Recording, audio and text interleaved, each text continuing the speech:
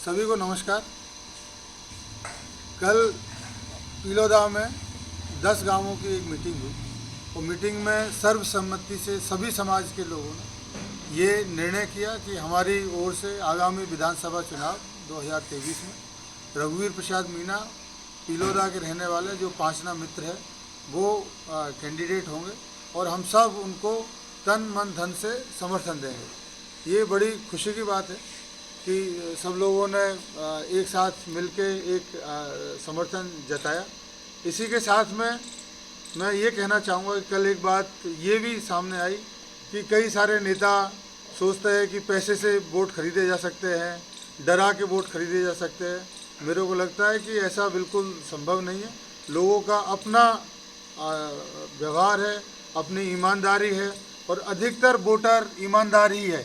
अगर कुछ नेता लोगों ने कहा कि दलालों के नेता होते हैं, चमचों के नेता होते हैं, जनता के नेता नहीं, तो मेरे को लगता है कि आने वाले विधानसभा चुनाव में सभी जगह मैं अनुरोध करूंगा कि जनता के नेता को चुनें, चमचों के नेता और दलालों के नेता से दूर रहें, उनको ज़्यादा प्रमोट नहीं करें। अन्यथा इस तरह के नेता गांव में 2, 3, 4 लोगों को अपने खास आदमी बना लेते हैं और वो लोग फिर हर तरह से भ्रष्टाचार करते हैं, लोगों को काम करवाने में भी पैसा लेते हैं और इस तरह के लोगों के आने से समाज का कभी भला नहीं हो सकता है। हर नेता समाज का एक गार्जियन है, जितने लोगों को वो रिप्रेजेंट करता है उनके लिए एक अभिभावक का कार्य करता है। उसके पास कोई भी कभी भी आ सके, अगर वैसा नेता अपनी छवि नहीं बना पाता है या वैसा नहीं करता है तो उसको नेतागिरी नहीं करनी चाहिए। नेता का पहला ही रोल ये है, गांव का सरपंच है, एमएलए है, एमपी है, उसके पास कोई भी आदमी कभी भी अपनी व्यथा को लेकर पहुंचे और वो उसकी मदद करे, तभी वो अच्छा नेता है। अन्यथा वो अच्छा नेता किसी हाल में नहीं हो सकता। दूसरा, जो हमारे क्षेत्र के मुद्दे हैं, पांचना के नहरों में पानी खुलवाना, उसके बाद स्कूलों की स्थिति सही कराना, हॉस्पिटल की स्थिति सही कराना, गांवों में और गंगापुर सिटी में ड्रेनेज की स्थिति सही कराना, तलावड़ा क्षेत्र में रोड की जो इंटर कनेक्टिंग रोड है गांवों में उनकी स्थिति भी बड़ी ख़राब है, उनको ठीक कराना। तो बहुत सारे चीज़ें हैं। किसानों को जितनी परेशानी है, खाद समय पर मिले, बीज समय पर मिले, सही रेट पर मिले, कोई ब्लैक मार्केटिंग नहीं हो, गायों की जो समस्या है, आवारा पशुओं की समस्या है, उससे उनको निजात मिले, उनके खेतों में पानी मिले, उनके जितने भी जो और उनके जो औजार है, उनको जो कृषि के लिए ऋण मिलता है या उनको कृषि के साधनों की सब्सिडी मिलती है, वो समय पर मिले। और इसी प्रकार से जितने स्टूडेंट हैं, स्टूडेंट्स को गंगापुर सिटी एक सेंटर है, वहाँ पर रहने की अच्छी व्यवस्था हो, वहाँ पर लाइब्रेरी, अध्ययन केंद्र हो जिनमें वो आराम से पढ़ सके। और किसी जो खास बात यह है कि अभी पिछले कुछ दिनों में गंगापुर सिटी में कई सारे मर्डर्स हुए। इसका मतलब कि वहाँ पर लॉ एंड ऑर्डर की प्रॉब्लम है, इसमें इत्यादि की बिक्री की समस्या है जिसको कि लोग नहीं रोक पा रहे हैं। अब क्या कारण है उनको नहीं रोकने का, वो अलग बात है, लेकिन अगर कोई नेता बनता है तो उसको वो ज़रूर रोकना चाहिए।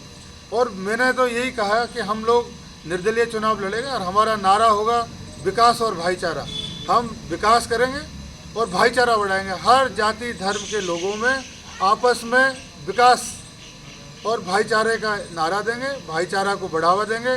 किसी भी प्रकार से कोई भी स्थिति में हम ये चाहेंगे कि सब लोग मिलके साथ रहे, सद्भाव बने, सामाजिक सौहार्द विकसित हो और ताकि क्षेत्र के लोग एक साथ रह सके। गांवों में आवागमन के साधन नहीं है।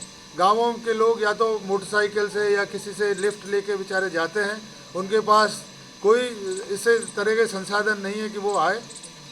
जैसे कल मैं बोल रहा था, मैं अक्सर बोलता रहता हूँ, हर 1000 वोटर पर हमारे देश में 4 करोड़ रुपए के विकास कार्य होते हैं हर साल। तो आप देखें कि क्या आपके आसपास उस अनुपात में कार्य हो रहे हैं। अगर नहीं हो रहे तो आपका पैसा कहीं और जा रहे हैं, आपके नेता कमज़ोर है, और या वो नेता जनता से लेते वोट और करते हैं अपना व्यवसाय को विकसित। तो क्या नेता उस तरह के नेता है कि अपने जनता से वोट लेकर अपने व्यवसाय को विकसित कर रहे हैं, अपने जो कारोबार है उनको विकसित कर रहे हैं, और जनता से वोट तो लेते हैं, उनको देते कुछ नहीं है। कल भी मैंने ये बोला था कि अगर कोई पेन लिखे नहीं तो उसकी कोई वैल्यू नहीं है। इसी प्रकार से यदि कोई नेता काम नहीं करता है तो उसकी कोई वैल्यू नहीं। आप इस तरह के 10 पेन अपनी जेब में रख लो जो लिखे नहीं, तो उनका कोई लाभ नहीं है। ऐसे सभी पेनों को आदमी को फेंक देना चाहिए। इसी प्रकार से जो नेता आपके काम नहीं आए, आपके जो गार्जियन का रोल अदा नहीं करे, ऐसे नेताओं को दरकिनार कर देने की आवश्यकता है। तो मैं ये सबसे गुजारिश करूँगा कि कृपया करके आप अपने बच्चों के भविष्य के बारे में ज़रूर सोचें। क्या नेता ने ऐसा कार्य किया जिससे आपके बच्चों का भविष्य अच्छा हुआ? क्या नेता ने ऐसा कार्य किया जिससे आपके आसपास के किसान भाइयों का भविष्य अच्छा हुआ? क्या नेता ने ऐसा किया जिससे महिलाओं की स्थिति अच्छी हुई? क्या नेता ने कभी ऐसा किया जिससे बुजुर्ग लोगों को सम्मान मिलने में कोई खास बात हुई? क्या नेता ने ऐसा किया जिससे जो क्षेत्र की जनता है उनकी सुविधाएं विकसित हुई, उनको हॉस्पिटल में अच्छी सुविधाएं मिली, बच्चों को अच्छा स्कूल मिला, एम्बुलेंस चलती है कि नहीं चलती है? ऐसे बहुत सारे कार्य हैं। अगर नेता ये कार्य नहीं कर रहे तो उनको दरकिनार करिए। अब बहुत समय आ चुका है, देश को 76 साल हो गया है आज़ाद हुए हुए। अब आवश्यकता है कि हम आगे बढ़े और देश को ऐसी डायरेक्शन में ले जाए जहाँ पर नेता को सोचने को मजबूर हो कि नेता ईमानदार है। जो लोग पैसे से वोट खरीदते हैं, जो डरा के वोट खरीदते हैं, ऐसे नेताओं को सबक सिखाइए कि ईमानदार प्रत्याशी ही आगे बढ़ सकता है।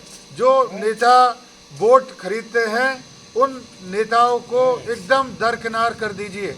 तो मैं तो गंगापुर विधानसभा क्षेत्र के लोगों से और दूसरी विधानसभा क्षेत्र के लोगों से यही कहूँगा, ईमानदार प्रत्याशी को आगे बढ़ाएं। और जो लोग खरीदते हैं वो आपकी इंसल्ट कर रहे हैं, उनको लगता है कि आप ट्रेडेबल है, आप खरीद हो सकती है आपकी, ऐसे लोगों को